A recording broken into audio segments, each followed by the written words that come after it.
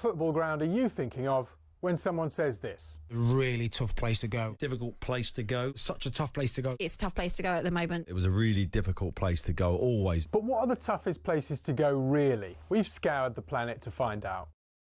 Forget a cold, wet Tuesday night in Stoke. Try playing in a blizzard 220 miles inside the Arctic Circle at the world's northernmost professional club. When Chelsea lost at Tromsø in Norway in the 97-98 Cup Winners' Cup, a massive snowstorm hit at half-time. These two boys and their brooms were absolutely no match for it. We're staying in Scandinavia for Scotland's toughest away day on a windswept cliff in the Faroe Islands. In Euro 2000 qualifying, Craig Brown's men were taken to fishing village Toftir. Kevin Gallagher called the pitch a cowfield and the wind like Pittodrie on a bad day. The Faroe Islands part-timers equalised in stoppage time, leading to these absolute scenes, and still one of Scotland's most embarrassing results. Daft little ground, silly game. But away trips don't come any tougher than a lung-busting schlep up the Andes to face Bolivia in La Paz. But now the Bolivians have taken home advantage to another level. The country's highest city, El Alto, 4,100 metres above sea level. Grass doesn't even grow up here. Bolivia have not lost here yet. The longest unbeaten run in any professional league ever belongs to Red Star Belgrade, or Crvena Zvezda if you must. They've gone 7 years without defeat at the Rajko Mitic in Serbia's Superliga. Their fans are pretty intimidating as well, but they're not as loud as this mob. Galatasaray's Ali Sami Yen Stadium's officially the loudest in world football. In a derby with Fenerbahce, Galatasaray fans set a Guinness World Record of 131 decibels. That's louder than Motorhead, and pretty tough to carry out your manager's instructions when you can't even hear them. However, our most intimidating away day is in Wales, where cameras can't enter and players can't leave. HMP Prescoed. This prison team was briefly kicked out the Gwent League over concerns about young opposition having to go in there. Now that's a tough place to go. Early June 1939, Germany, always a tough place to go to.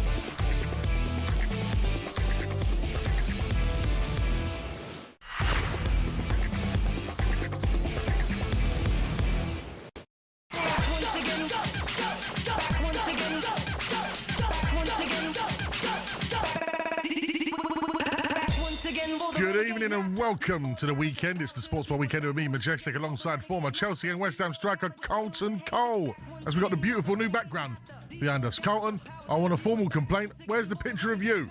So, bang out of order, innit? Lots to talk about on the show. Of course, we are looking ahead at the North London derby. Arsenal against Spurs, so lots to talk about there. Jake Paul and AJ, they faced off. Wow.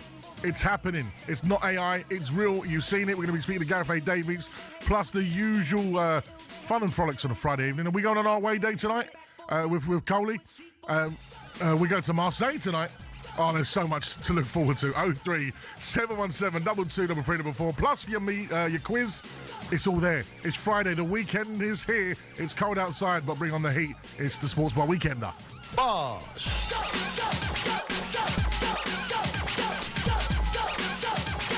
Right, I've got to say how amazing this new setup looks, right?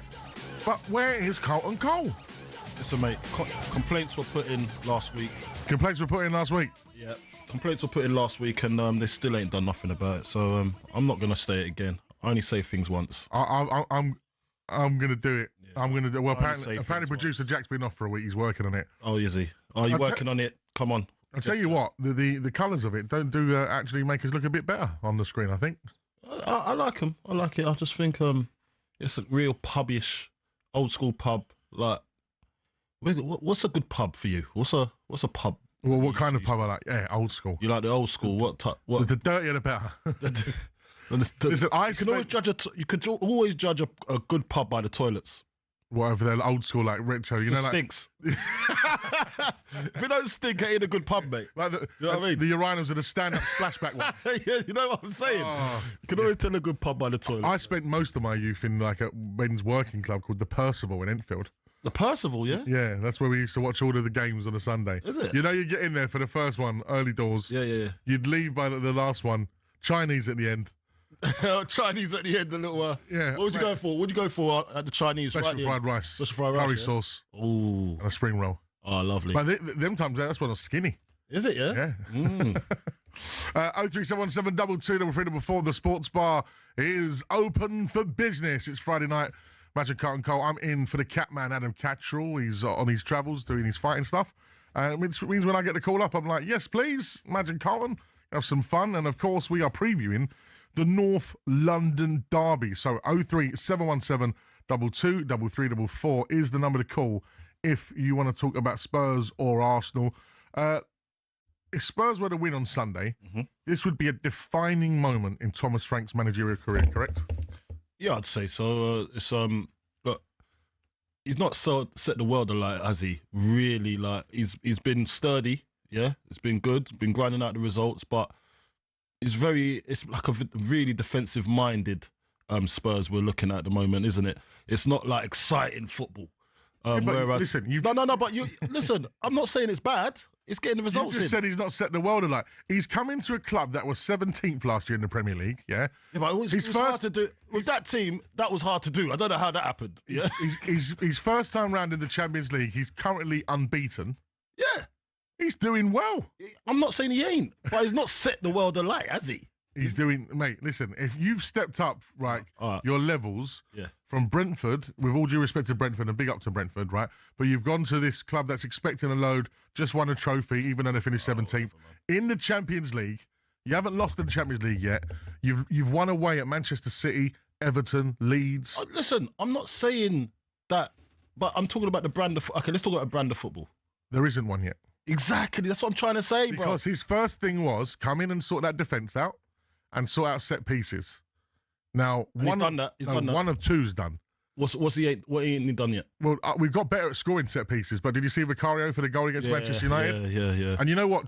Me and Troy Deeney spoke on this very station about Vicario not necessarily being a number one, and he's put some unbelievable performances in the last couple of weeks. Shot stopping. Yeah, he is the man now. He's doing well. No, but then he does that again against Man United. Sometimes all of a sudden, we would have been top 4 going into this international break. Man, we would have been. It would have been false, though, wouldn't it? It would have been really false. I don't think it would have been. Nah? Nah. I'm not having it. Listen, right now, Arsenal are top of the league, right? Yeah. Have they played great football? They're just really solid. Yeah, but this has been coming. This is like... Yeah, but I'm saying right now, in the Premier League, it's hard to play good football because every single team... good not just good, teams. but they're just stopping each other. Yeah. Cancelling each other out. Yeah. Nullify, as Sam it's the nullification. Nullification. Craig in Windsor said, hey, Majestic, Arsenal to get the job done on Sunday against Spurs. I think so too. We usually do. Can't wait to beat you lot again and hope England can carry on where they left off in the cricket. We will be talking cricket later on with Guy Swindon, but been a great start for the England crew in the cricket. Jeez. Yeah, I know. Exciting times ahead. Absolutely. Can we get the day 2 just the same? It'd be nice, wouldn't it? It'd be nice, wouldn't it? It'd be nice. It'd be a good omen. But yeah, Arsenal fans confident there. You're saying as well that you think it'd be an Arsenal win. Yeah, Arsenal flying at the moment. Come on, man. Oh yeah. There's no. But as you said, this could actually put Thomas Frank in a different situation that Spurs could kick on from, you know, and get confidence from if they do manage to get some kind of result out of Arsenal. Well, I don't think we've won at the Emirates for about 15 years in the league. So that could actually spur him on to do better and in the league and go forward and say, do you know what, we've knocked that hoodoo out. That's off our chest now. Let's go forward and try and get more results in the right frame of mind, I should say. But at the same time, I am saying the brand of football, and I'm saying that for a reason. I wasn't taking the mick. I was just saying, look, there'll be some fans not happy with the brand of football, but the results are there to be seen, and you're in a much, much better place than you were last season. Although, be it that you might not win anything this year, and you go back to what you used to be without the trophies. But you did get a trophy last year, but don't matter what kind of trophy it was, it doesn't matter. What, European trophy? Yeah. You done it. Yeah, you done it. Big one. Bigging you up. Is it a big one? Well, yeah. Not the pretend one that you won, that I just made up for you. He's got a jacket there. He's a Champions League winner. He's saying nothing. Yeah, you don't need to say nothing. He's there, but yeah, you won that. And but at the same time, you look at it and you think, you know what, Thomas Frank would have done a good job if he gets the result out of Arsenal. And Spurs fans can't say nothing. They'll be like, you know what, he's getting the results in. We're looking forward and we're beating the likes of Arsenal, who are serious contenders for the Premier League. The league, absolutely. But the thing is, for me, obviously, with Gabriel being out, you think, right, that's a big boost. He's a massive leader for Arsenal.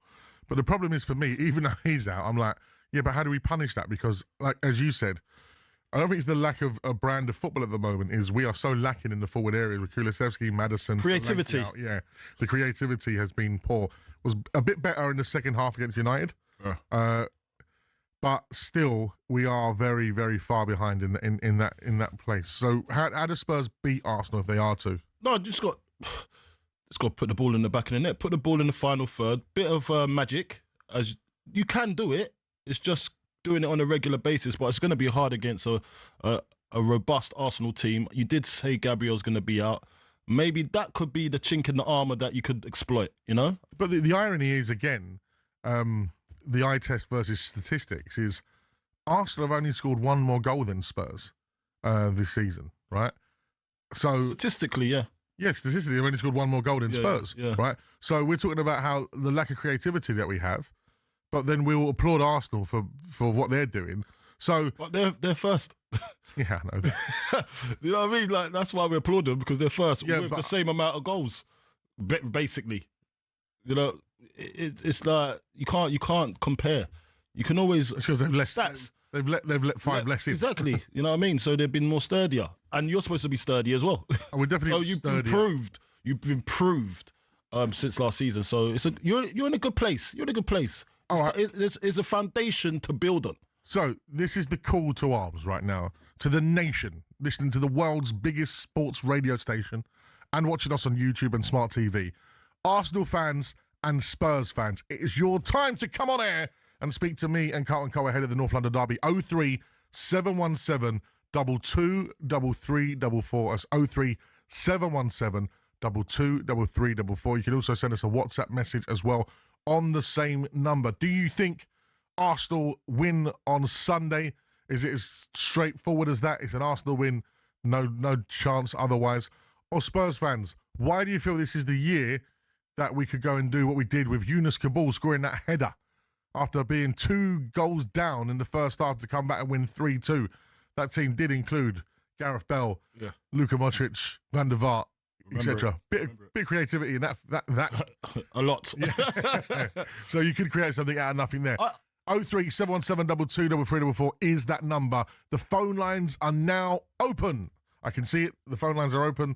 The board is alight and ready for you to talk to us. Sorry, Carlos, interrupted you there. No. I was listening to was it? I think it's Jamie O'Hara and Jason Cundy.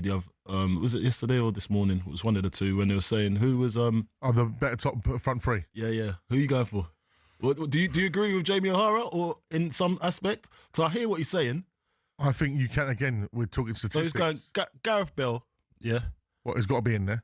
Yeah. Henri's got to be in there, isn't he? Are we making... No, we don't actually... Not making a dream. It's like... Yeah, which three? Which three? What front three would you go with? Son? It's Bale, Son and Kane. Son and Kane. Yeah. All right. Versus Henri. Right. You've got to have right. I don't care if it doesn't work out position-wise, because Henri could play the left. Okay. Right centre, Henri, and then what? Perez. And Saka. Saka, really? Yeah. What about Van Persie? Van Persie, they've got options. They've got options. So sure. I'm looking at it, I'm thinking Van Persie. Everyone was talking about Saka. And I was like, you lot don't even say Van Persie. I know, it's crazy. He was crazy. One thing I will say. Everyone's talking about Sanchez. Like, Sanchez, no, not Van Persie, bro. Son and Kane. Yeah. The deadliest duo of all time in Premier League history. Defo. Fact. They're up there. Fact. Fact. Statistics. Is it? 03 717 334. It's Sports Bar Weekend.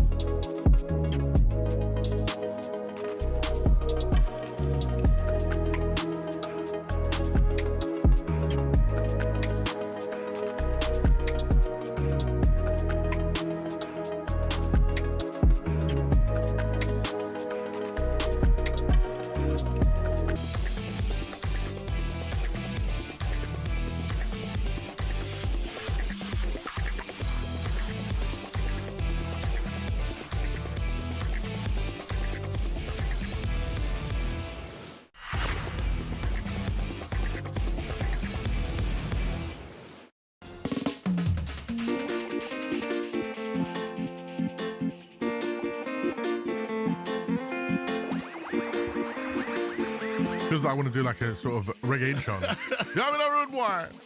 Welcome, me brethren. Carlton Cole alongside the original Badman and Carl Majestic. One true brethren. The North London Derby in shade. In shade. It is the Sports Bar weekend ahead of the North London Derby between Arsenal and Tottenham Hotspur at the Emirates on Sunday. So, of course, we are talking all things Spurs and Arsenal. And you're listening to Sports Bar Weekend with talkSPORT Bet. Download the app today for the latest odds and offers. 18 plus, gamblerware.org. Right. Let's hear from the Arsenal manager, Mikel Arteta, as he's been speaking on what makes the North London Derby so special. It's just different. I mean, it's a big city, but it's a big rivalry. It's a part of London that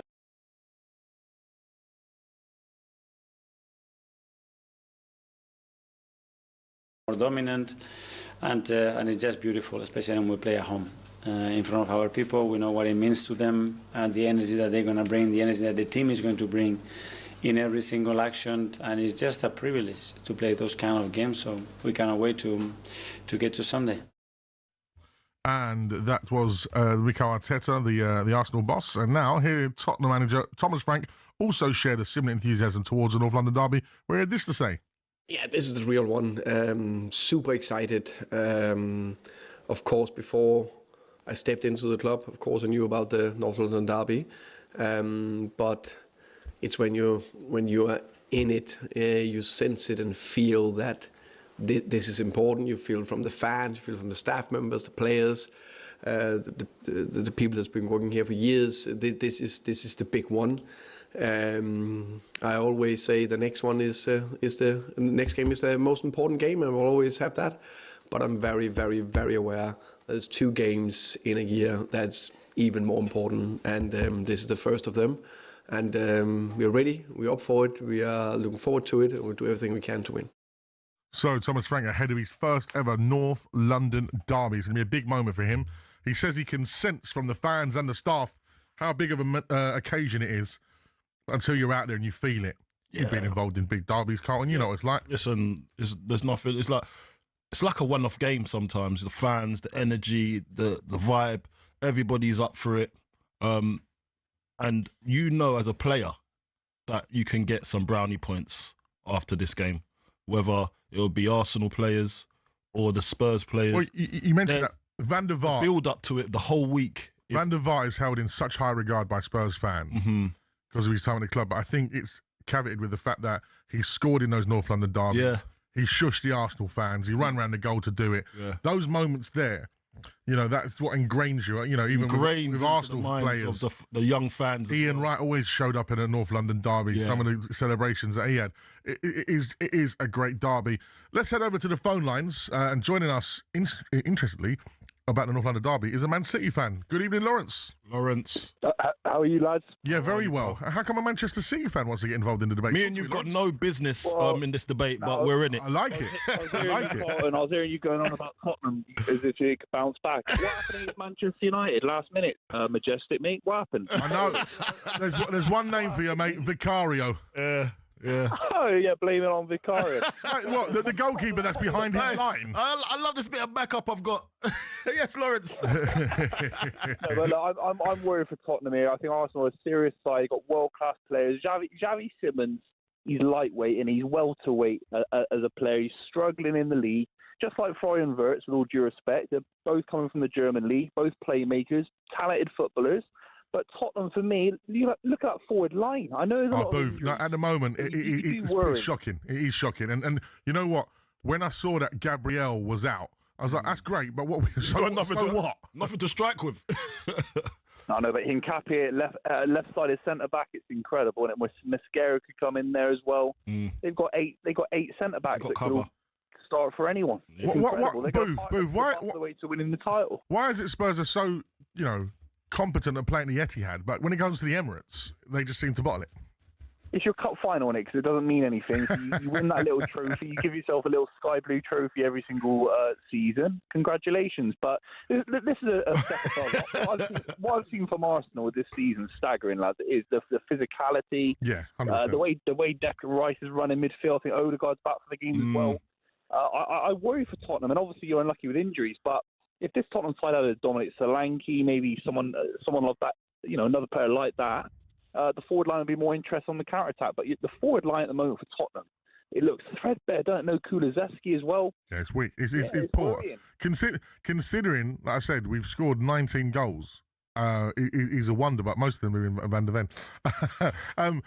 But Booths, in terms of Thomas Frank taking over a team that was 17th, what do you make of his start so far? Because you got to sturdy the ship first, haven't you?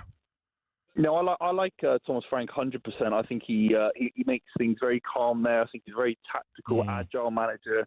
I think it's just about the Tottenham fans and the Tottenham players kind of, showing him respect and realising that he's not going to be Conte. He's not going to be shouting up and down the touchline. He's more of a calm, level-headed guy.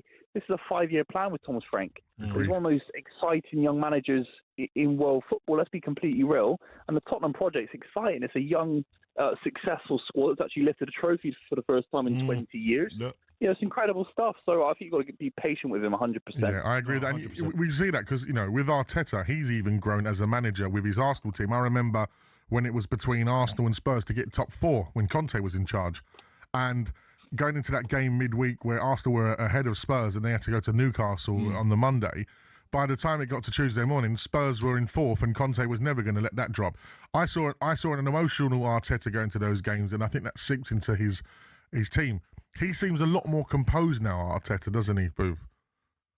Well, he has to be. He's been waiting 5 years to lift the Premier League title. He spent a fortune, over £1 billion, to win the Premier League title. So you're hoping he's ready to lift it. I'm ready for them to lift it. You're ready for them? I'm ready for them to lift it. I've been waiting for years. You've been waiting for years. Can you imagine what they'll be like? Booth, come on. Nah. They deserve it. Come on. Because they're going to get so emotional. If they come second 4 years in a row, oh mate, it's the There's biggest nowhere to run in the history of English football. You lads know better than me. This is Kevin Keegan 2.0, lads. The nearly men. I hope so. Listen, Boo, next time you see Rory, please call him Warren, yeah? That's his new name. Warren? Yeah. Why? Why is that? Someone texted his show earlier on with Ollie saying, I don't normally agree with this guy, but I like Warren Jennings tonight. He called him Warren. Warrened him off. I tell you, Warren just warrened him off. I'll tell him. Top man. Cheers, thank you much, Boo. Lawrence A.K. Boovy, big Manchester City fan and broadcaster himself, who works alongside Rory Jennings. A.K. Warren. He's not having Warren. Do you know what? That was very informative from Boo there. He had some good points to make. Boovy knows what he's talking about, mate. He understands it. But he was quite complimentary with the Spurs camp. Because he's right in saying it's a 5-year project. Absolutely. And if you go back to when Arteta stepped in at Arsenal first, didn't they lose to Brentford on like the first day up when they come up and stuff like that? I remember. It was like they came 8th and then 7th and then they started getting 2nd. So, listen. They've come a long way, man. They've come a long way. Yeah, they have indeed. Regardless of Gabriel, the depth is unreal. Rumours are that Odegaard, Victor and Martinelli are back. For your information, this Lawrence is definitely an Arsenal fan. No, he's actually a big Man City fan. Yeah, although he's got a heavy Bristolian accent. He is a Manchester City fan. But that's all right. It's okay. It's all right. Look. Each to their own. My uncle's a Manchester City fan, and this is before. This is the He's just like Sean Gota. No, before even that. Before that. Yeah, but they were good then. They had like little bits, didn't they? They were good. Yeah. Like when they played Spurs in the cup final. My uncle's 60 odd. Yeah, so that's why Lawrence don't like Spurs. It's because of the Ricky Vinia goal and all that. 03717223344. As I said, the phone lines are open. We've heard from a Man City fan to get his perspective on the North London derby. We want to hear from Arsenal and Spurs fans. The number is 03717 223344. It's Carlton Cole. It is the Sports Bar Weekend on talkSPORT.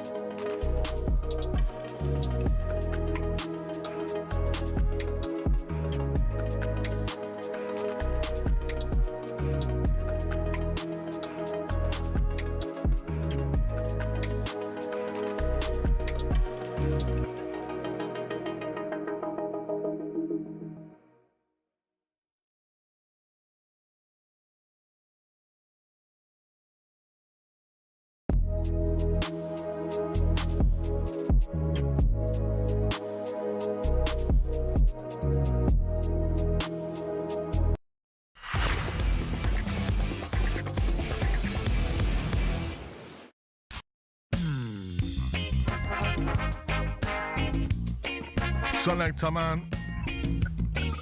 Selector. Selector. It's the Sports Bar Weekender with a couple of selectors, aka Majestic and former West Ham striker Carlton Cole. We've been talking about the North London Derby, which takes place this Sunday, 4:30. Of course, I'll be on air afterwards with Alan Pardew to hopefully not get bad. You'll be all right. You'll be all right. Listen, come away with a draw. I'll be happy with that. Has there ever been like high scores in the last 10 years, like high scores? Do you know what? Was it been steady Eddie? They've been pretty even like 2-0s, maybe 2-1s. Yeah, all of that kind of like 3-1s. It's been a while since like the 5-1s. Gareth Bell lost one at the Emirates, about 5-1. Oh, was it? In the black and grey kit, I remember that. It was horrible. Well, that might happen again tomorrow. No. I just think no, we're not with for the neutral fans. I think we're waiting for something. Not with Van der Ven and Romero about, mate. I'm sorry. Nah. You're not having it. Sol Campbell thinks he's as fast as Van der Ven. Well, not now, but obviously in his pomp. He was fast. He was quick. He was rapido. And you know what? There's obviously even when he was older. Even Sol Campbell, but he was. He's more of a juggernaut. He was but he was a top centre half. Oh yeah, he's definitely like. I watched something the other day. You know, like in those clips on Instagram, or is it TikTok or whatever it is, and then it says, "Say something when you." Oh yeah, he was there. He was there all day. Say something when you hear a better defender than you, and then he was there all day. Mate, I knew because I know him, innit? I knew they weren't going to be set, and he was just waiting for one. I think he was just waiting. Yeah, that's just one. Who was it again? Was it Maldini? Martini. Yeah, Maldini. It's Maldini. It's like, yeah, there's only one. It's only one. It's Maldini. Bro, and you know what? That's his opinion. And who are we to say anything? Because no one was as good as him. I wasn't as good as. Well, I wasn't a defender, but I was never good as I thought I was. When he did what he did, yeah, he was up there as one of the world's best defenders. I wouldn't. Him in his, but I got him in the back end of his career, where I could kind of control the narrative because I was young. And he was playing for Portsmouth, and do you know what I mean? Those days, I didn't get him. I got him once at Arsenal, I think. When I was, I don't know, but I must have got him once at Arsenal because you just don't want to HMRC after you, do you? the tax man of football. You seen him? Oh yeah, mate, he's come for me before. Anyway, yeah. But I had what do you call it? Vieira. So I played against Vieira. So I think he was in that team. He must have been in that team. But it was. I don't remember it like like he controlled me. No. Do you know what I mean? So it was the Spurs when he was younger, when he was at Spurs, and when he just reached Arsenal. Yeah, that was the time. Him when he scored that goal that got disallowed in the World Cup. Yeah, against Argentina, 98. What a man! He was a special player, man, and you can't take that away from him. No, listen. It's just people don't like his ego, and I like it. I like for players to have an ego like that because they believe in their juice. You have to back yourself 100%. And I should have done that more. Yeah. You know what I mean? And it makes you, when you believe in your juice that much, yeah, it takes you to another level. I don't care who you say you are. You know what I mean? It takes you to another level. So yeah, big up Sol Campbell, man. But you're definitely not as fast as Van de Ven. Right, let's go to Peter, who's Arsenal fan. Why would you have to do that? How are we, Peter? Pete. Is it me? Yes, it's Peter, you. Yeah, it's you, Pete. It's you that we're looking for. Surprise! How are you, mate? I was listening away, loving it. Hey, listen, what a great show you did at Tottenham Stadium last week. Oh, yeah. I texted you, didn't I? Yeah. I texted you. He goes to me. He gave me a little insight to what was happening, right? So I've texted him. I've gone, hey, Madge, great tunes, by the way. I'm listening to it. It's brilliant tunes, man. It's getting the house pumping. And I told him. And then he goes, guess what? 50 Cent is going to do the ring walk with Eubanks. I was like, oh! So I had inside information. And I was like, and I told my boys, I said, yeah, guess what? 50 Cent's coming out. Madge just told me, yeah? And they'll go, no, he ain't there. No. And then when he come out, I said, boys, see, I told you. So Madge gave me some insight. So I was like, I felt good in my house at that time. It was a good atmosphere. And you know what, Conor Ben looked brilliant. And we will be speaking to Gareth Davies later on about Jake Paul and AJ. But the big North London derby's coming up, Pete. How are you feeling going into it?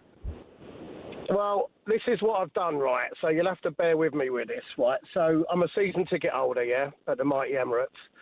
And as you know, I used to run Batchwood. Now I've got a pub in London Colney, and we've got our big light switch on Sunday. And I've organised the staff, and I've done it all for weeks and weeks and weeks. And we've had a few, I'm not sure if I'm going to turn up. And I thought to myself, if I don't be here for this, it's going to be about 2,000 people. We're going to lose. So I've given my ticket away for the North London derby. What do you think? Oh, wow. Oh. Am I crazy or not? Right, well, you got to go on. Do you know what? You got to go on your past experiences. So last season, how did it go for you? Well, last season I couldn't go on the Man City game. We won 5-1, so that's what I'm thinking. Okay, so you're going with that. All right, so you're going without your presence, you actually win games. Well, we've done all right so far, but I'm thinking I need to be here. Yeah. We're booked out for the Arsenal-Tottenham game anyway here. Yeah. But if I'm not here to serve the mulled wine and do all the bits and pieces and watch someone else to do it, mate. Get someone else to do it. The best night to batch was when Peter went there. Oh, is it? This seems to be a trend of yours, isn't it? Yeah, it must be. When he left me and Peter Kennedy in charge. They were the best nights. Oh, yeah, they were the best nights. They were the best nights. Mate, you go with your heart, mate. Go with your heart. No, do you know? Well, I've done it now. I've done it. I've transferred the ticket. I'm off. God, that's it then, mate. So what's the name of the pub? So you have a little plug if you want to watch it if you're in the local area, Pete. Oh, I've got two pubs now. I've got the White Horse in London Colney, just not far from where they train, and the Railway Tavern in Mill Hill. Ooh, we might have to do an away day there. An away day in Mill Hill. Carlton Cole's away day at Mill Hill. We might have to do that. Sponsored by Pete. Yeah. Sponsored by Pete, definitely, yeah. I'm going to save enough money. I'll book you both, all right? Oh, perfect. Have a great day, yeah? Perfect, geezer. Brilliant. Thank you very much, Peter. There, the Arsenal fan. And he used to run the Batchwoods nightclub in St Albans. Is it, yeah? Yeah. You been? Yeah. Mate, I was many a time in his office. Is it? Talking Spurs Arsenal. This circa 10 years ago, there would have been us in his office right now speaking about North London derby. Now you're on the radio doing it. Now I'm on the radio doing it. Yeah. 03717 22 Is this a season-defining injury with Gabriel being out for 4 weeks or plus? Or do they have the quality in depth? We're going to find out now because, start of the season we saw Manchester City, a little bit of a blip. Liverpool have been going through a tough time. Could this injury be the moment that it goes to Arsenal? Here's your blip. Look, I don't see it. That's the scary. The scary thing is I don't see it. The thing is, the Arsenal of yesteryear, maybe, yeah, but they've just doubled up and gone and strengthened it. Yes, he is a big miss. Come on, he's a big miss. He'll be a big miss for anybody in world football. Yeah, but you've got to look at who can come in and do a job. And they've got people that can come in and do more than a job. Yeah. Do you know what I mean? So I don't think it should affect their season. and you can't use that as one player. See, like when Rodri went down for Manchester City, it affected them. You could see it affected the whole squad, you know, because there were certain other players were getting too old, couldn't affect the game the way they wanted to. Now, when you look at Arsenal squad, they're all young, they're all robust, and they all can do a job in various positions as well. So I think they're all right. I think Arsenal will come through unscathed in this period. 4 weeks is nothing for him. Well, you say that. They have to just hold guard for 4 weeks, and then when the big boy comes back, gets back in, and the surge to the championship, to be the champions, are going to resume. My name's Mark. I'm an Arsenal fan. Go on, mate. And Spurs have no chance. Yeah. We'll have the world shaking in their boots just before we claim the title. Well, you got to say Champions. that, innit? You got to say that. Well, Piers Morgan, he was on talkSPORT earlier today. Was he? Claiming 5-1. 5-1 to Arsenal. When is that? But come on, Piers. Whooping. It's a whooping, but you know what I'm going to call it? It's not going to be a 5-1. You know what I'm going to call it to Piers? Yeah. Fake news. Fake news. That's fake news, Piers. You know, I don't like Piers anymore. We were so great friends, but that's a lot of fake news from Piers. No, I think he's overdoing it there. I think he's overdoing it. It's not. And you know, check this. Piers Morgan's dad is a Spurs fan. That's why he's saying 5-1, because he's just winding up his old man. Winding up his old man. How could you? It's a family affair, innit? I could never imagine supporting the team that my. No, yeah, but you know what it is? My dad but you hates. can see Piers is rebellious, innit? So he's just done that he's a rebel.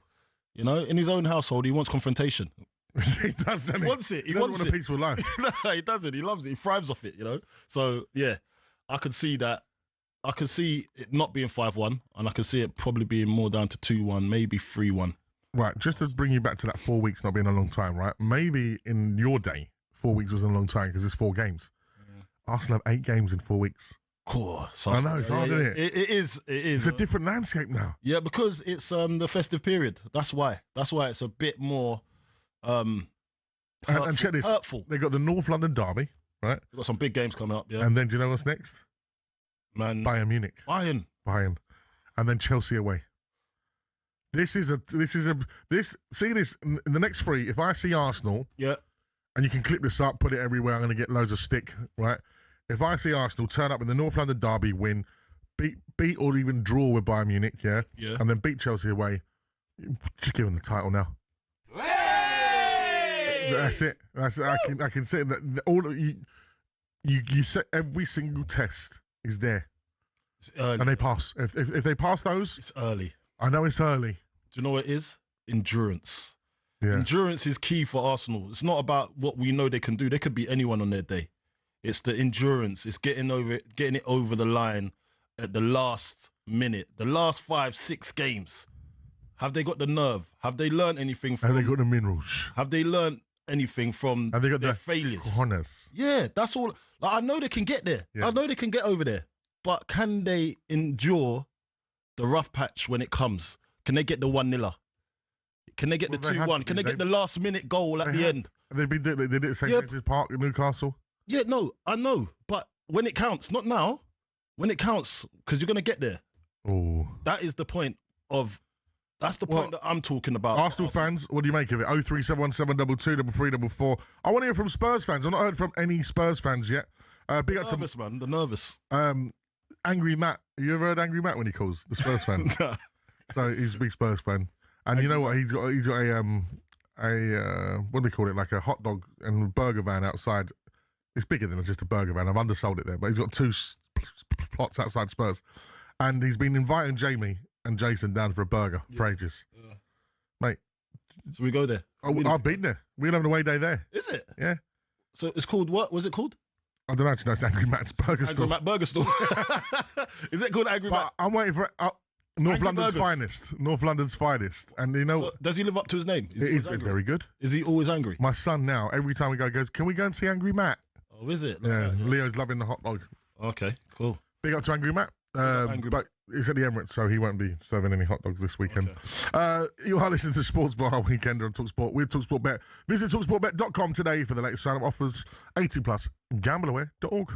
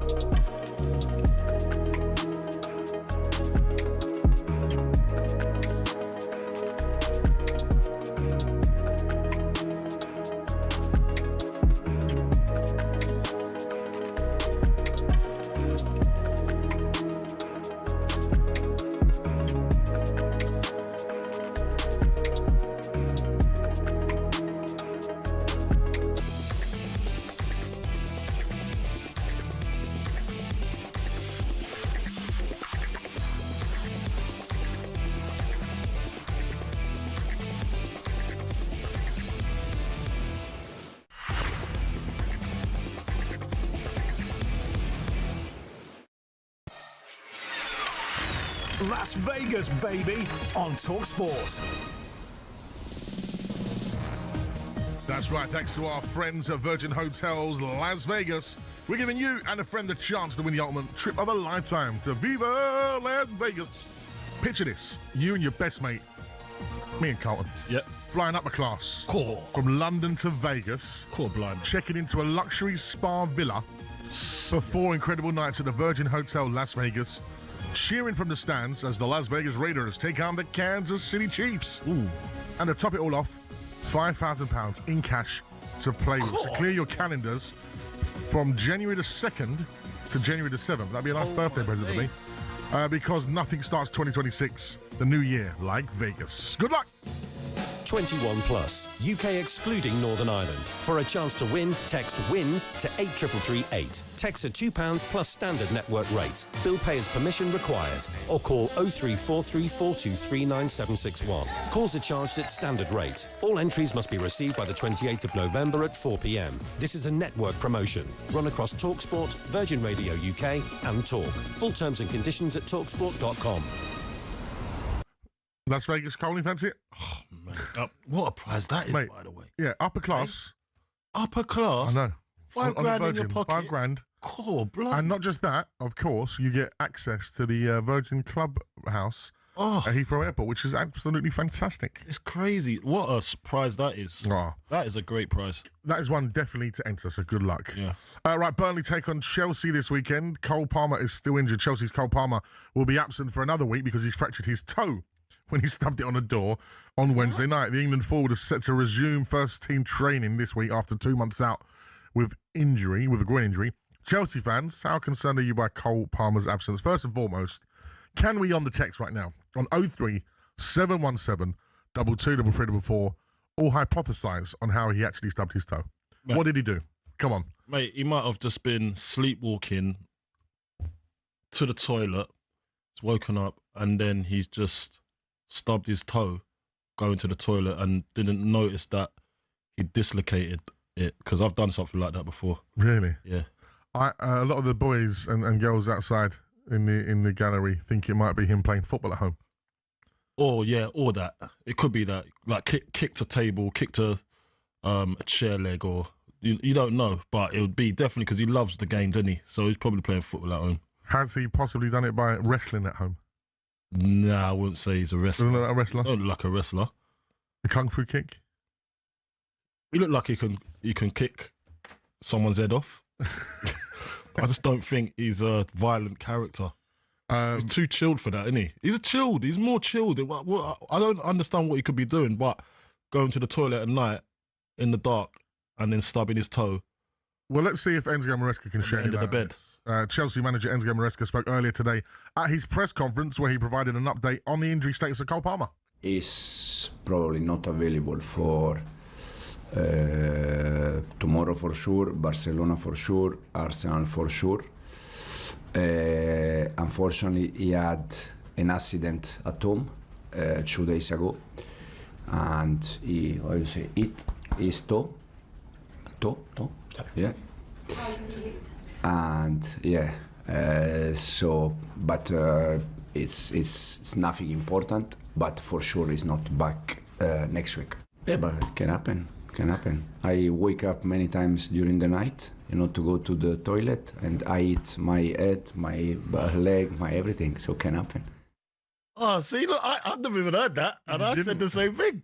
Carlton Cole's hypothesis comes true. It might be. As Maresca. And do you know what, right? Was that other? There was someone that. You do hurt yourself in the middle of the night when you go to the toilet. You do, mate. I do all the time. Like, I'm in the middle of my sleep and I need to go to the toilet. Take big falls. Yeah, and then it's the dark. You don't want to wake up the missus, so you're just trying to actually creep. Or sometimes it's an emergency. You got to go.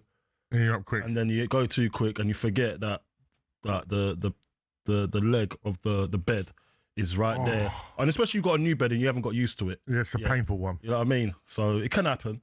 The worst one I've got is my bathroom floor. I don't know why. It is stupidly slippy. It's so slick. I've gone over in the night there. Is it? Yeah. And the missus has gone like, what the hell's happening? What's the other? That must have been a thump in the night for your missus. Man, what is going on? We're getting robbed. That's crazy. What about Mammoth? Remember David James had one? I think it was the remote. He had to miss England camp, I think, because he broke his toe because the remote fell on his toe. I can see that. Do you know what I mean? I think that's what happened. But listen, no one's going to ever believe you anyway if it's a freak accident. Everyone's going to say, you was up to something else, you was. No one's ever going to believe you, and it is quite innocent sometimes. What's the worst stupid injury you've ever done? I've done my hammy for the first time at Spurs at White Hart Lane. Yeah? I don't know what I was trying, but I was trying to the ball was high up in the air and I was trying to reach through it to try and bring it down. With your leg? Yeah, obviously, not with my hand. And as the ball's going over, and I just thought, I'm going to try some acrobats here. So I couldn't get it. I've overstretched and I pulled my hammy on the pitch. So it's always on the pitch. I've never had a proper freak accident at home or anything. No. I've only been pushed off a climbing frame when I was young and bust my head. And I had to have 6 stitches, and that's the only thing. That's wounded his head for people out there. Don't know. And then there was another one when I was chasing my mate around the block, and he's shut the door on me quickly, and I've gone through the glass window and cut my wrist. Oh, yeah. There's that one. And there was another one when I was riding my bike. I've never done anything. I was riding my bike and I slipped. Yeah. On the pedal. Mm-hmm. And remember back in the day, the BMXs used to have a metal. Yes. It was a metal pedal. You know what I'm talking about, where you put your foot on. And you broke up your shins. Oh, that mashed up the inside of my shin. Yeah. And then I've got a massive scar there. Yeah. So all in all, not too bad. Yeah, not too bad. I've come through unscathed, actually. Oh, yeah, and all the headbutts I've been getting on the pitch as well. Maybe that's... it's not affected you in any way. It's not affected me in any way. I'm fully sane. Are Chelsea all right without Cole Palmer? They seem to be look, I think they have to show that they are not a one-man team, and I think they've been doing that this year. 100%. So when Cole Palmer does get back, he's coming back into a team that's more self-sufficient, not just a one-man team, and he comes in and just adds to it. So I think it's a good time for the other players to find their feet without Cole Palmer and show what they can do. And then when Cole Palmer comes back in, bosh, add to it. If they can win against Burnley, that puts them in 23 points. They're currently up there with Arsenal, Manchester City. Yeah, mate. They've got a lot of talent. What's not to say that they're not in the title race? They're going about their business quietly. They're not making too much noise. They are in the middle of the night when they're stubbing their toe. That's where all the noise is coming from. But they're not making too much noise. They're just going about their business. Let's get over the Christmas period, because that's going to tell what we're going to see where we're at. That's where everybody can just say, do you know what? Take time. You're not going where you thought you were. You pipe down, you. Actually, you look all right. You might go and get it. So it'll plan out the season a little bit better once you get to that point. Right, strap up your toes, because still to come, we're going to be speaking to Gareth Davies about Jake Paul and AJ. 03717223344. It's the Sports Bar Weekender with Majestic and Carlton Cole.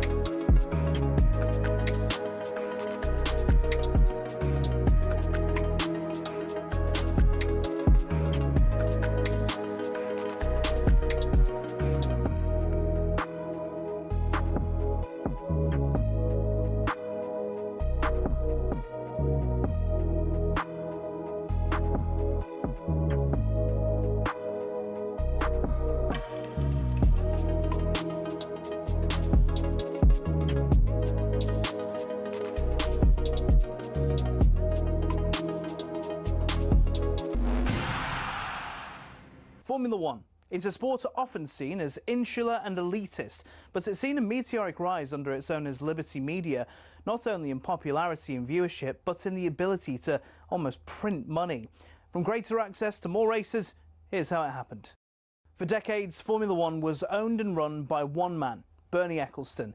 He was old school, someone who thought the sport itself was enough, and there was no need for all.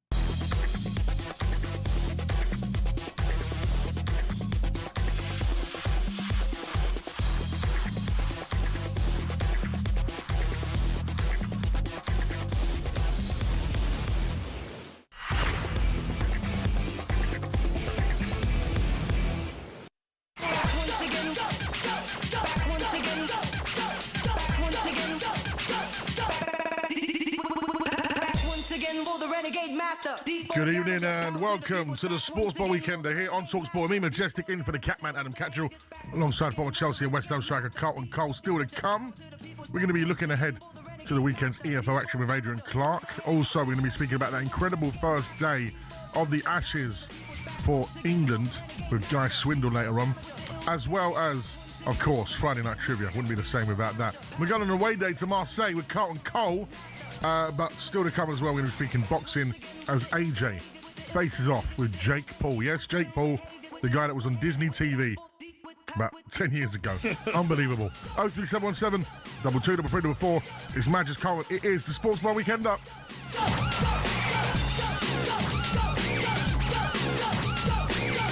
Right. Tonight in the world of boxing. Well, let's go backwards actually to last weekend. Pete mentioned it earlier on about the Spurs Stadium. It was Conor Benn against Chris Eubank Jr. 50 Cent was there, as I told you. Yep. You didn't say info. That was one of the most legendary walkouts that can probably not be beaten in a long time. And he didn't win. That's the only problem, innit? And Conor Benn won. Yeah. But they both put on a show. Yeah, one did in the boxing. One for the intro and the other in the ring. Yeah, so they evened out. Do you think Chris Eubank Jr. has been confirmed as having twins? Yeah, and beautiful. Thought, this is another payday. That's me done. I'm all right. Yeah, why not? Why not? Why not?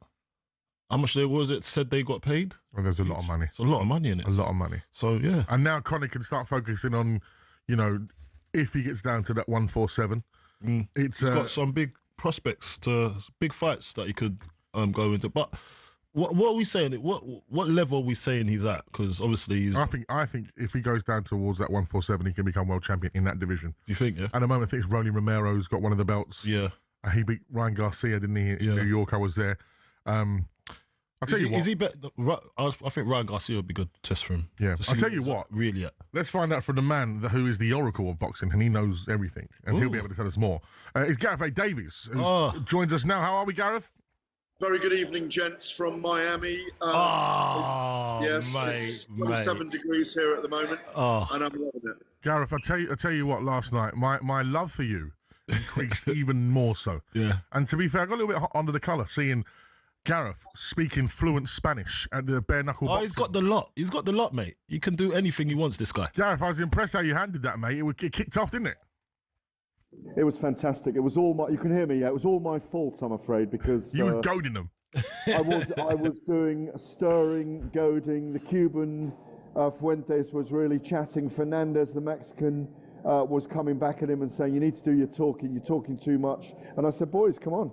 Let's have a little bit of action." And they squared up. And these guys are fist fighters, remember? So it was great fun. Big Daddy Lucas Brown stepped in to help it. The CMO of BKB, Don Povia, you can see him throwing himself in to stop the fist flying early on. But it's lovely being around it. It is lit. It's lit, he said. It is lit. There's 4 big title fights at BKB 48 here in Miami. I'm doing all the post-fight interviews on the show. It's live on talkSPORT on the boxing YouTube channel tomorrow night, by the way. But as you know, I think you wanted to talk to me about it. Yeah. I've also been with AJ, Anthony Joshua, and Jake Paul today over at the Miami Heat Stadium. Well, Anthony Joshua said he's going to stomp all over Jake Paul and break the American as the pair came face to face to promote the fight.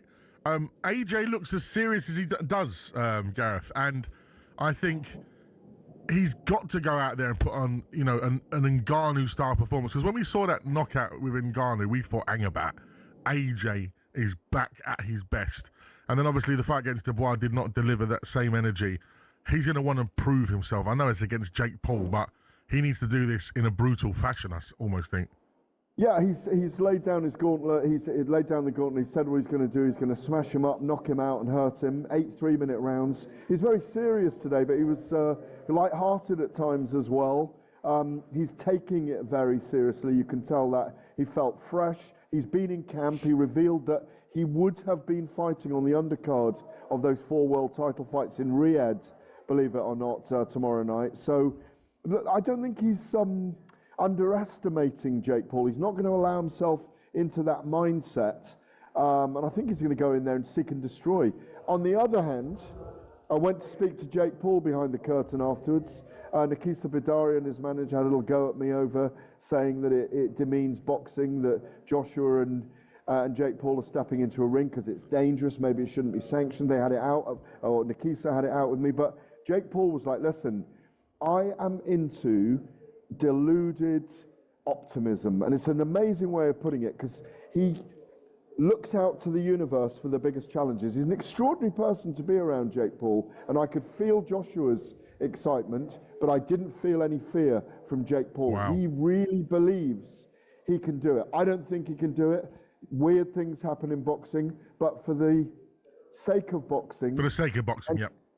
Anthony Joshua has got to put the YouTuber influencer boxer in his place on December the 19th. Gareth, do you fear for Jake Paul? Like, because you know AJ, and he's serious about his boxing. Look, the money's there. He can't it's money. It's free money for him. The way I look at it, and you can't turn that down. But do you fear for the safety of Jake Paul? I know he's delusional. We know that. You've just said it. He's got no fear. But sometimes don't you think he has to be saved from himself? Well, the Florida Commission don't want to. They're happy to sanction it, and it'll go ahead on December the 19th, and I'm coming to it. It's a weird fight. It's a bizarre fight. We're talking about it now. It's caught fire. I don't necessarily agree with it, but I want to be here to report on it. Gareth, quickly, I know it's on Netflix, yeah, but who's the promoter of this fight? Because obviously AJ's a matchroom fighter, but who's the promoter? MVP is the promotional, most valuable promotions. Okay. Jake Paul's promotional company. So it's his own promotion as well. Wow. Yeah, it's his own deal with Netflix. There's a load of big names on the card as well. Anderson Silva from MMA, from UFC days, is on the card, boxing as well. Tyron Woodley, there's a raft of women fighters. They're just announcing them today. To answer your question, there are dangers for Jake Paul in this fight, but I don't see, if Anthony Joshua's going to hurt him, it'll hurt him on the ropes, or it'll knock him down, and it'll be all over. It's not going to be a systematic beating over 24 minutes, 8 3-minute rounds. I think it'll be stopped quickly by the referee if he is in a lot of trouble.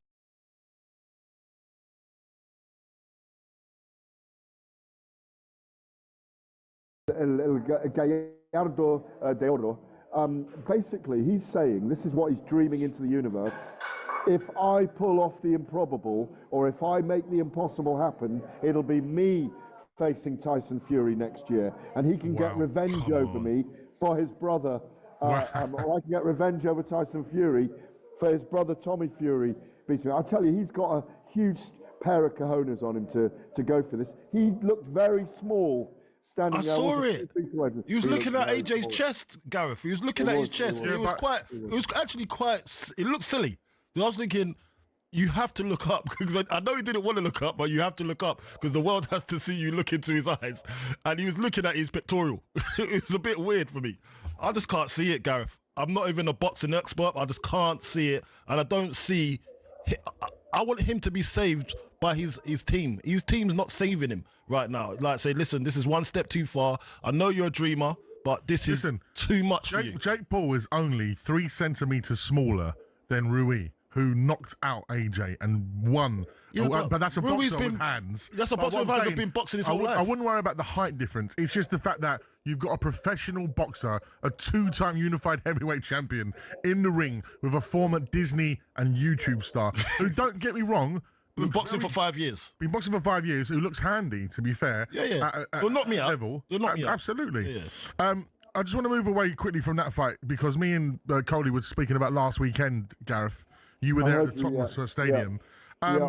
What's next for Conor Benn then? Because we were just talking about, can he get down to 147? Because I think, Gareth, at that division, there's a lot of opportunity for him. Because who's got the belts there at the moment? Ronnie Romero, of course, he's got one of the belts. The big one, Madge, is Mario Barrios, the WBC crown. That's the one Conor Benn wants. Now, he looked thicker in the neck. The traps look thicker when he fought Chris Eubank. He's built into the weight. He hasn't fought at welterweight for 3 years. It's going to be tough. He's 29 now as well. He lost 2 years of his career, if you recall, because of the Clomiphene scenario and the court cases and all of that stuff he was going through. That's the obvious route for him to win a world title, because at 154 pounds, you've got Jaron Boots Ennis and Virgil Ortiz, who are two of the best exponents in the world, both undefeated, both very powerful fighters. And at middleweight, he's too small to challenge the world champions. He probably can boil down, he probably will have a go at it, but that will all depend on how he goes back into camp, how he takes the weight off again. He's got a very good strength and conditioning guy in Dan Lawrence, who's worked with him for a long time. If they can strip his body down, he may not be the same again. He may suffer from the weight loss, and we've seen that before. But for me, that's what he should try and do. So are you putting him up there as a contender? Judging on the performance that you saw against Eubank, you think he's capable of upsetting the apple cart? Chris Eubank was a shadow of himself in there, and we thought we all accept that. But Conor Benn had to do what he had to do against him. He held his shape very well. He was unemotional all week. He stuck to his game plan. He was strategic. I know some people are saying, yeah, but he didn't achieve much because it was against a listless Chris Eubank, who didn't have a lot left, and he may have aged overnight, and Father Time has caught up with him. But the key for me is, let's get behind this kid. He did a great job. It was a very positive result for him. 35 years of hurt. It's all over with the Benn and the Eubanks now. I think Chris Eubank should probably call time on his career. I don't see where he goes from here. But if Conor Benn can get a world title and a legacy, great. If he can't, he's a big crossover star in my view now. Ryan Garcia fights, Teofimo Lopez, Devin Haney, all these guys will be stacking up to fight him, coming to big stadiums in the UK. Let's keep him going as a British celebrity unboxer. I got a lot of time for Conor Benn. And so do I. He's a West Ham fan as well. There you go. There you go. Yeah, but as you said, 2 fights at the Tottenham Hotspur Stadium now. I feel he's had his atonement almost with everything that happened with the British public. I think, it was a great move fighting Chris Eubank Jr., who likes to be the enemy. So, Conor Benn definitely, I've seen it with the fans and the way they interact with him. He's definitely won over some of the British public. And, especially because of the legacy as well and how liked his father is.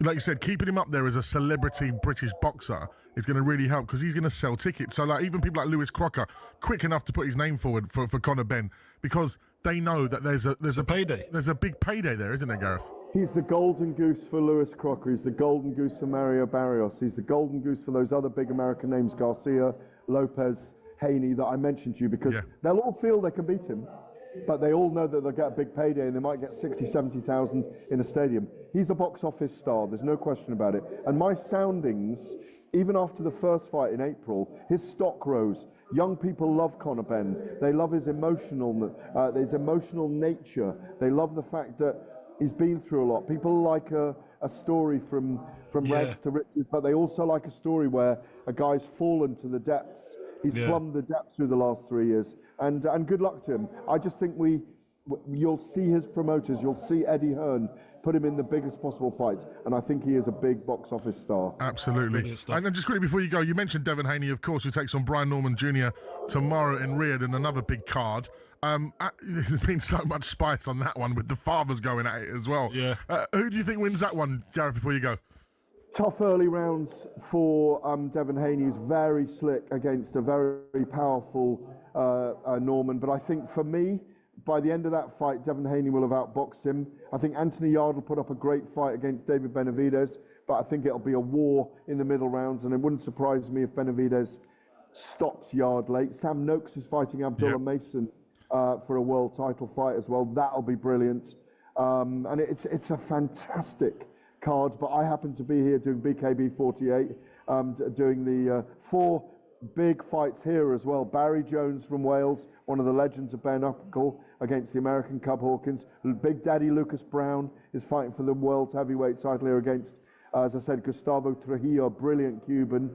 It's lit over here. There's so much fighting going on in the world at the moment, and thank God it's in the trigon, the ring, or an octagon. It's amazing. Gracias, amigo. Gracias. De nada, tíos. De nada. Buenas noches, Gareth. That's the wonderful Gareth. Buenos noches. Buenos noches. The wonderful Gareth Davies there. All things fighting, of course, on Saturday night from 9 o'clock is all about our fighting show on here, which is incredible, by the way. As he said, there's so much great fighting going on around the world in competitive sport, and we're loving it. Right, still to come, we will be giving you a feature which we'll be previewing the games of the weekend that are coming up as the Premier League returns to talkSPORT.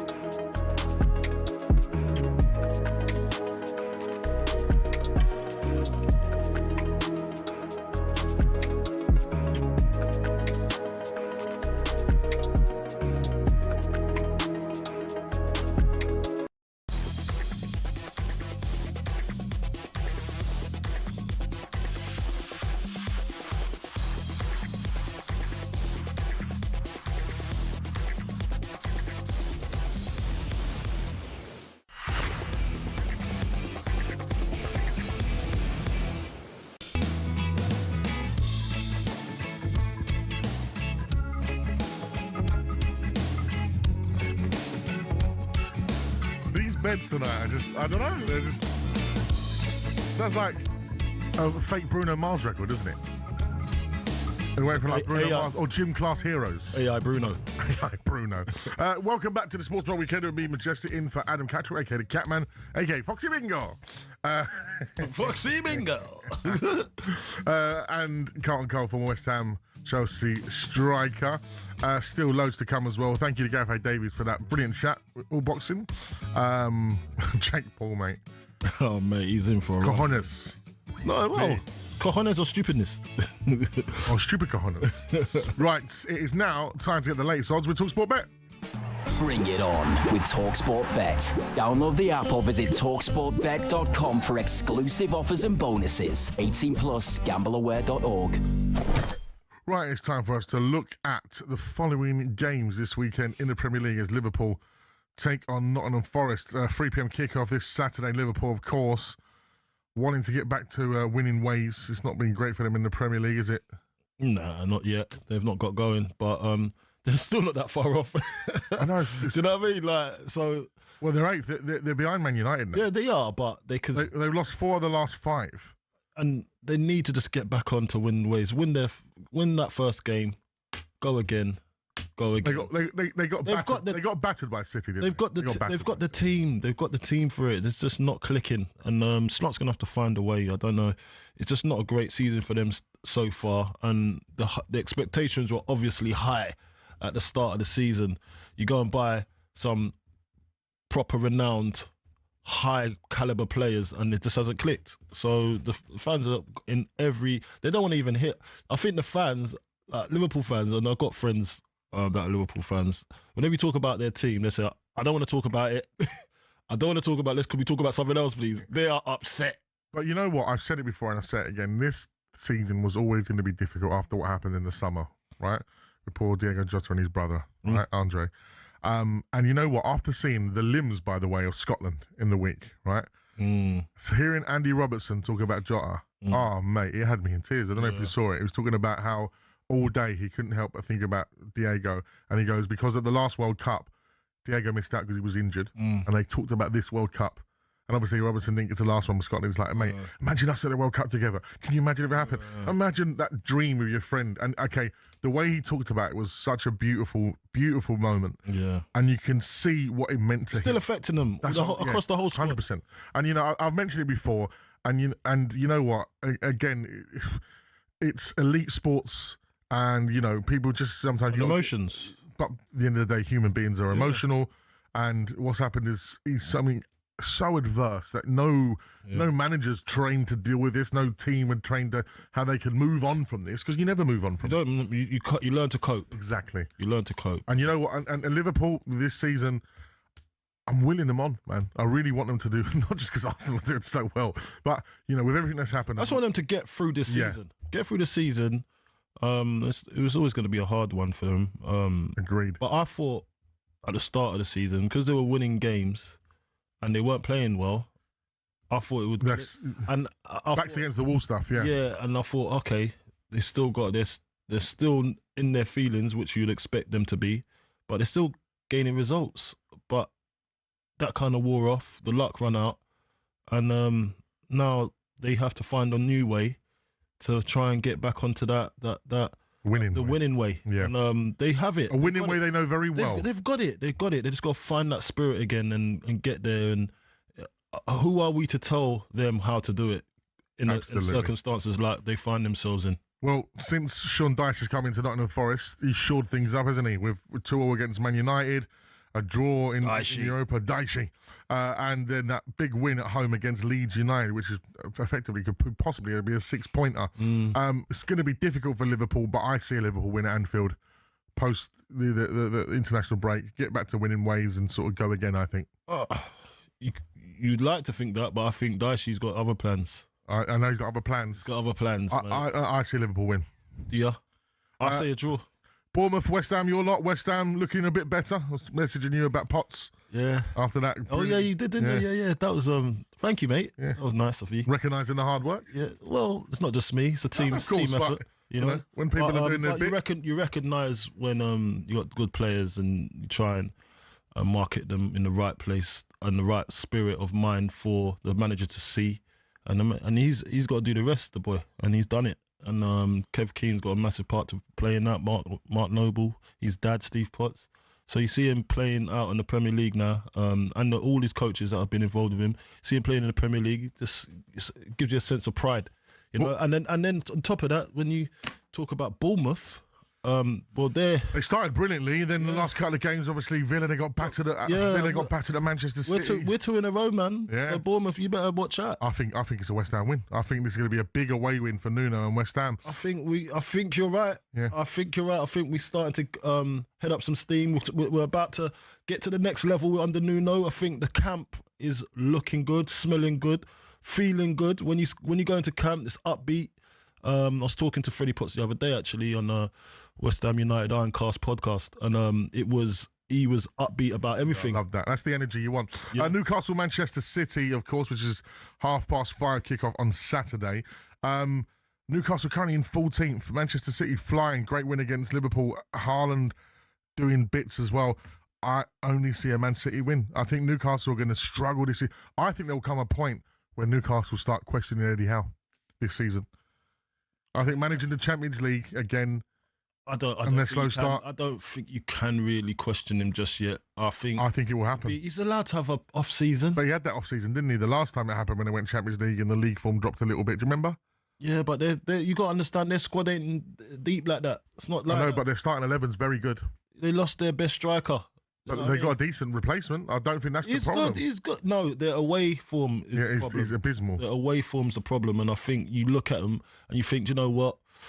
Get that right, and then maybe you can start looking up the table. But until they get that right, and they can't score away from home, it's a massive problem. This is a hard ask for them. Then they go away to Marseille in the Champions League, and then they go away to Everton. Difficult time for Newcastle. Hopefully the Tsunami can pull it out, but I do see a Manchester City victory there. And finally, Monday night, Manchester United, Everton, Old Trafford. Always a classic affair, that one, Man U Everton, for some reason. I've always had good games in mind.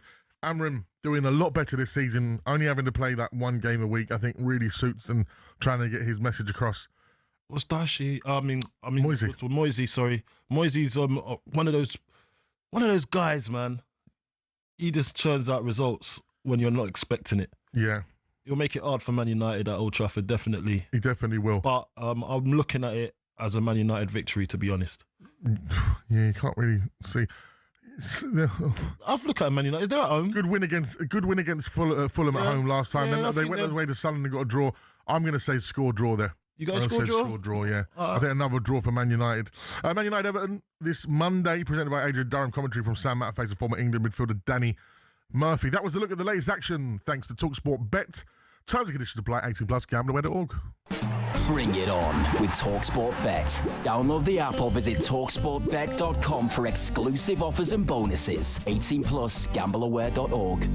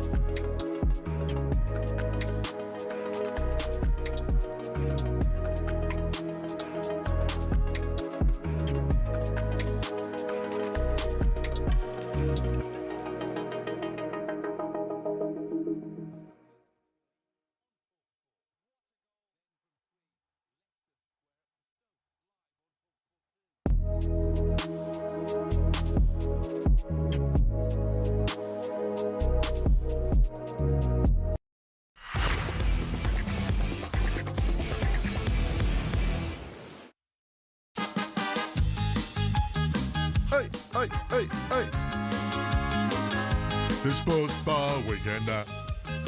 It's the Sports Bar Weekender. With Majestic Carlton Cole. It's one of them ones, isn't it? So that song's starting. Weekender. The Sports Bar Weekender. Majestic Carlton Cole on the Sports Bar Weekender. Here's Friday nights and welcome to the weekend. Thanks to the gallery for telling me that I'm actually wearing a Mesut Ozil merchandise. You know what? Go on the internet. Go and put in Google images for Mesut Ozil's moniker. He's got branding on how he writes his M's. Yeah, this is the Majestic M, okay? And it's been like this for a very long time. All right, so you got the M, and then what's the 3 dots for at the top of it? Is it like a crown? Yeah, love, peace, and unity. Love, peace, and unity. Or DJ, producer, MC. Because that's what it's for. Thought about that, didn't you? There's all 3 of them. Yeah, thought about that. Yeah. Yeah, I wonder what he's Or platinum selling music artist, Grammy nominated. Ooh, yeah, okay. And TalkSPORT award winner. All right. Okay. In your own right. I'm like Sol Campbell. you got to back yourself, ain't you? Back yourself, ain't you, mate? Yeah. I know what you're talking about. Name a better DJ. Not many, is Stay it? silent. It's not many. EZ, spay it. Yeah. Wookie? He's a producer. He's a great producer. Yeah, so you better than him as a producer? I don't know about that. Hey! Very good. Actual fact, I'm going to see him tonight. MC. Better MC then. Although, I reckon you. Precious has said he's the best on the recent podcast. But can Precious do what you're doing right now, being on a sports bar? I think he could. You reckon? I think Precious could have a go. Not have a go. Got to do it. I think he could do it. Yeah. Yeah. Be up the PRE. Love PRE. Right. This is the Sports Bar Weekender. And we are less than a year away now to the World Cup, and each week we'll be keeping you updated on how the key English players are faring and performing across the continent. So here's European football expert, and he is an expert, Andy Brassell, on who to look out for this week across Europe.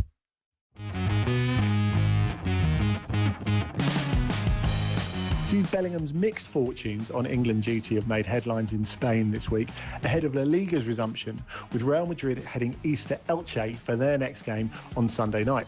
Trent Alexander-Arnold is fully fit and ready to start, if selected, of course. Marcus Rashford, meanwhile, finally gets what might be classed as his proper home debut for Barcelona on Saturday. They host Athletic Bilbao for their first game at the not-quite-finished Camp Nou in over 2 years.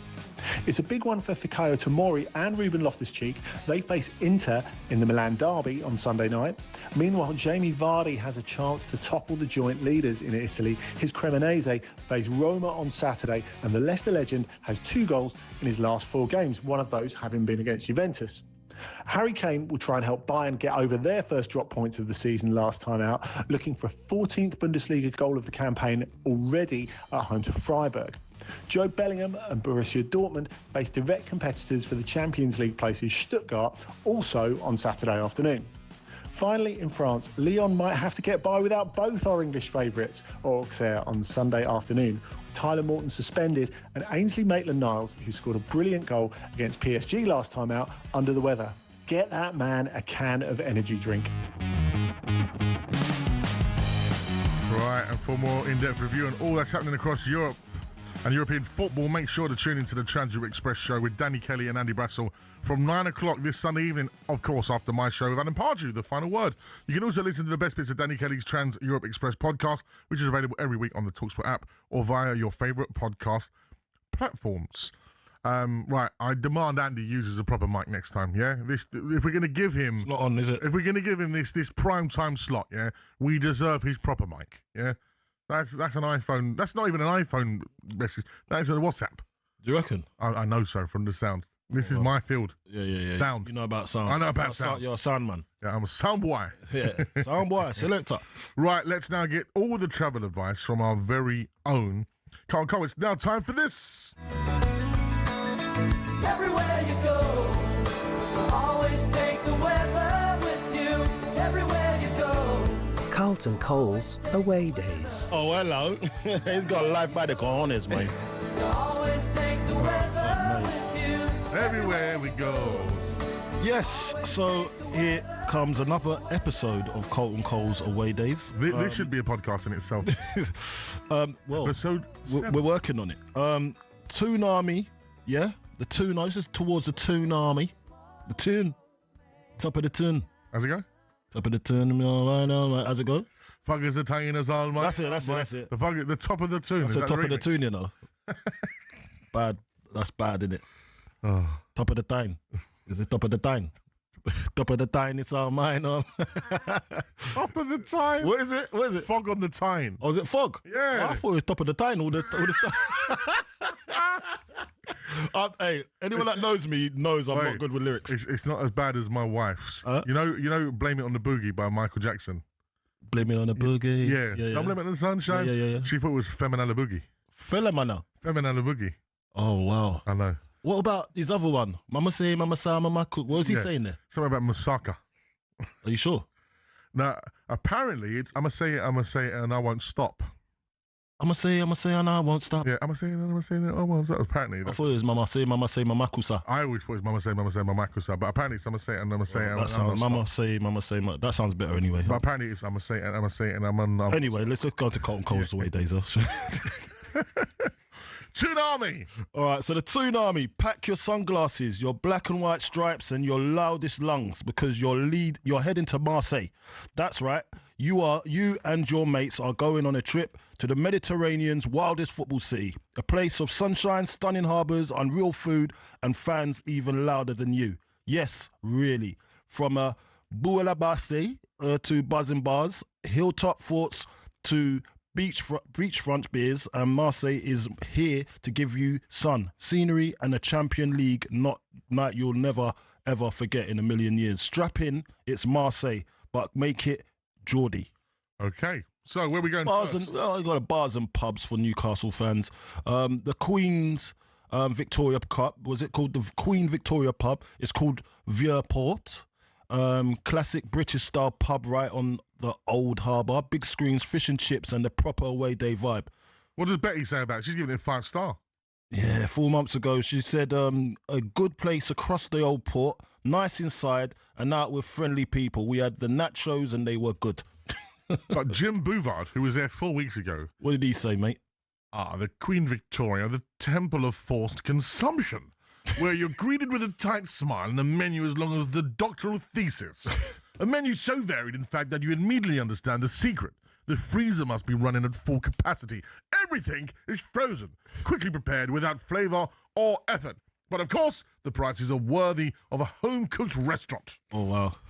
Yeah, not having it, mate. Not having it, no. That was nice and posh. Posh criticism, that wasn't it? Yeah. It was. Where we go next? We'll go to La Caravelle, historic jazz bar with fab cocktails and balcony views over the harbour. Perfect warm-up spot. Or then you can go on to... I think we need a little bed underneath just to make this even better. What we got? We've got some... Yeah, there we go. Oh, beautiful. There we go.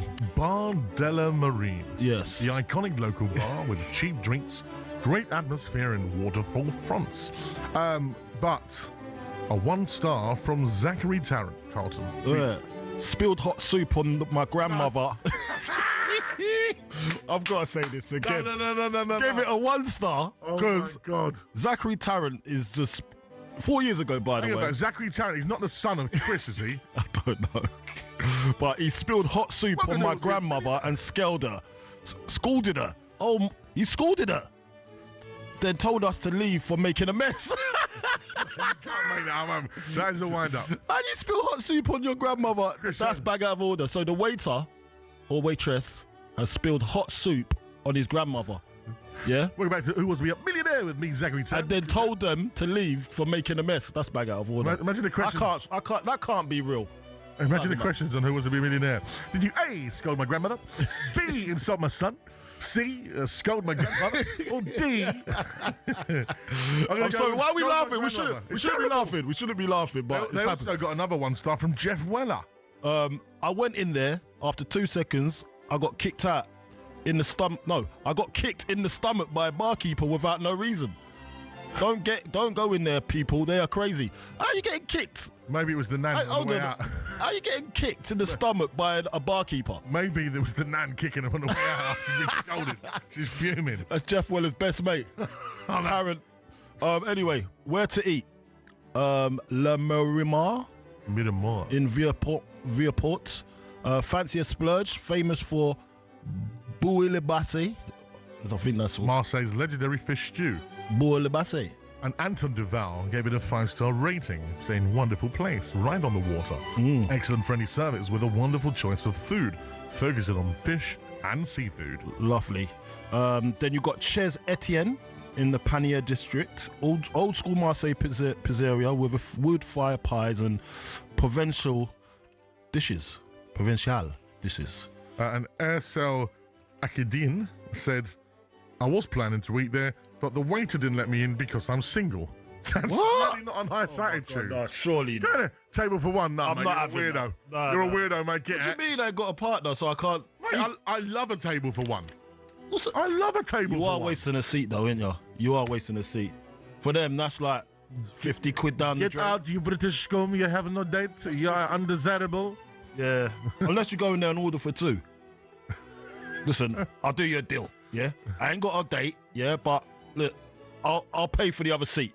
That's all you can do. Then we got the Le Halles. I get an extra steak or something, you know what I mean? We got the Le Hall de la Meha, which is the market-style food hall with loads of quick, tasty options, ideal for groups. What's there to do in Marseille, Carlton?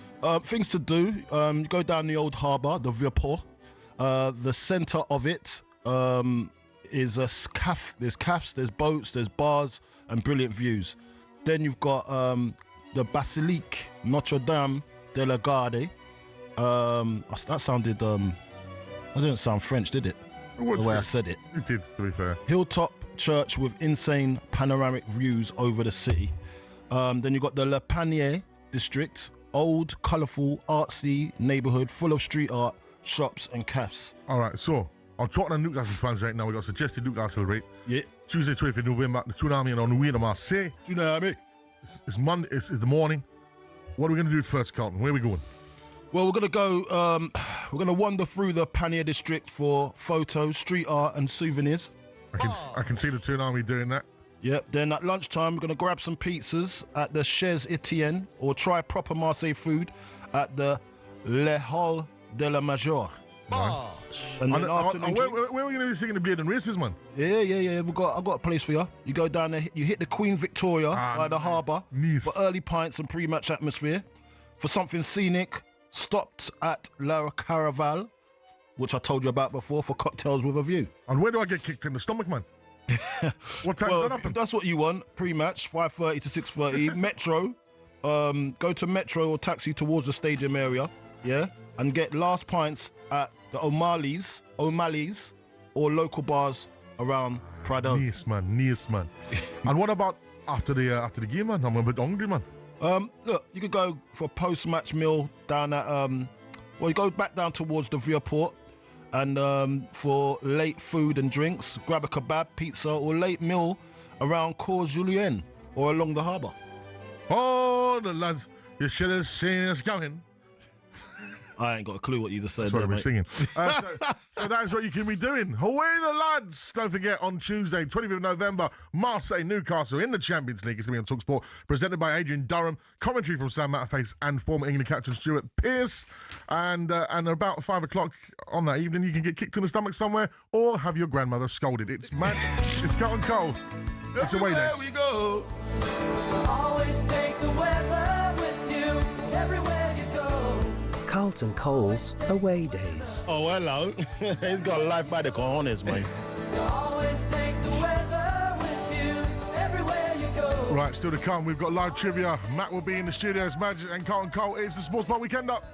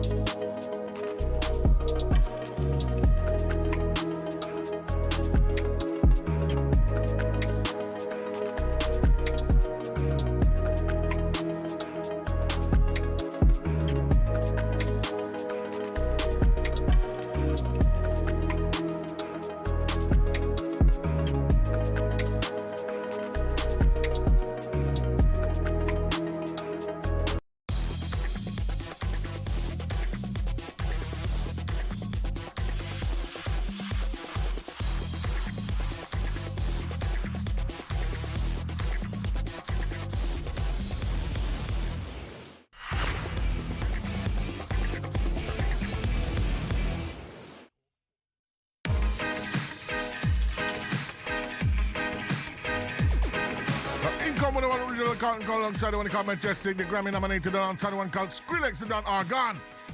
Yeah, anyway. Welcome back to Sports Bar Weekend. Mate, I don't know what that was, yeah, but it sounded all right. It sounded good. Go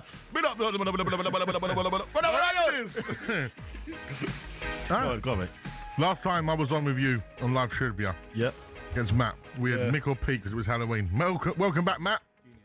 It was put his mic up, someone. He wasn't told. He's hating on you. He's hating on you. Not even putting your mic on. He's not even putting your mic on. It's a conspiracy. They didn't want to put his mic up. They don't like him. No, they don't like him. They don't like Matt. He said he's very bad. Do you know what it is? Do you know what it is, Madge? They don't want me to get the 3 in a row. But no. But you know why? Because Quizzy Rascal never got 3 in a row. Oh, is that it? No, that's what it is. That's the conspiracy. It don't count because I weren't here. So when you won last week, you're the poster boy. No, weren't last week. The week before, I weren't here. You So won you against me and Kat last week. Yeah. You reckon you'd have done all right then? Yeah. But did Matt win? Good question. Matt's good at his job. I get it, but he's not going to win today. He's not good. He's not going to win.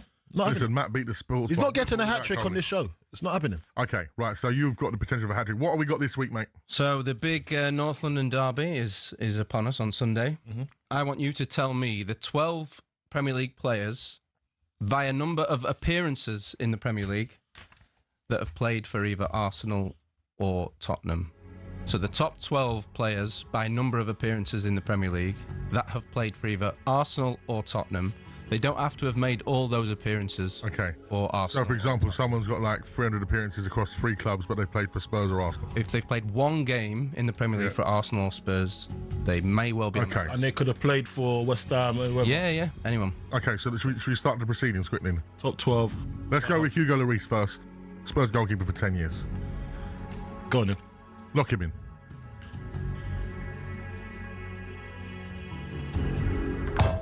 Oh my God! Right, so listen. This is where you're getting off to a great start. This is where you're getting it wrong. You got it wrong. A great start. They didn't have to have played and made the appearances for Spurs. Yeah, it could be anywhere. Well, that's not the goalie. He was a goalie for Here's 10 the thing. years. So Hugo Lloris is Spurs' all-time top appearance maker in the Premier League. Yes, that's right, isn't it? Correct. But he's not on this list. Yeah, because he's not made enough appearances. Because he only played for Spurs. Yeah, he didn't go anywhere else and make appearance for anybody else in the Premier League. It's just it's Premier League, but they have to have played for Spurs. Well, at least I've done that now and got out of the way. Yeah. Well, we've just had to. Don't try to make it look good. That don't look good. That's not good, bro. It's looking good. Wait a minute. It's looking good for you. Yeah, it's brilliant. I'm not having this. We're just giving a point away. Okay. You got anyone? Huh? Yeah, I might do. I think I'm gonna go with Kyle Walker. What do you reckon? I'm consulting you. I'm gonna say yeah. Kyle Walker, look it in. Lebar! There you go. Yeah, he's in there. So he's number 7 on the list with 421 Premier League appearances. 400 and what? 421. 21 so far. That's crazy. Is right. It Burnley now? 03717 223344. Once again, explain, Matt, to our listeners if they want to get involved. So the top 12 players by Premier League appearances that have played for either Arsenal or Tottenham Hotspur. And they could have played for any other team in the Premier League, but they have to have had at least one appearance for Spurs or Arsenal. Correct. See, nice and clear. That's it. 03717 223344. We're going to be back after this.